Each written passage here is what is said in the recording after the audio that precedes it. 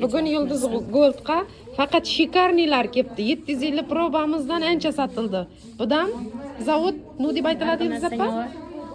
Boshqa tur niye bichli narsa ya? Buni ati ne Chanel mi? Yo'q, Chanel emas, toza modellar. Toza modeller. Model 26 milyonga berdikmi? bravo. Yana ne aldılar? Yana shuni oldilar. Oho, bunu mu aldımı? Hemmesini bir adam aldı mı? Oho. Yo'q, opa singillar olib turibdi. Opa singillar. Mana bu 250 uzun pro. modelini oldilar. Ha, bu uzun sepochkasi. Fulonni akib beramiz endi shularni fulonlarini. Ko'rmayapti.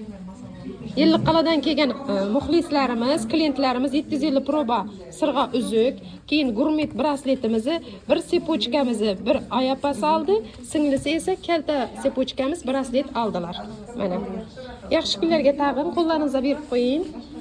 Tanlovlaringiz uchun katta rahmat. Keling, buni ham olib qo'ying. Keling, tushiribman sizni, keling.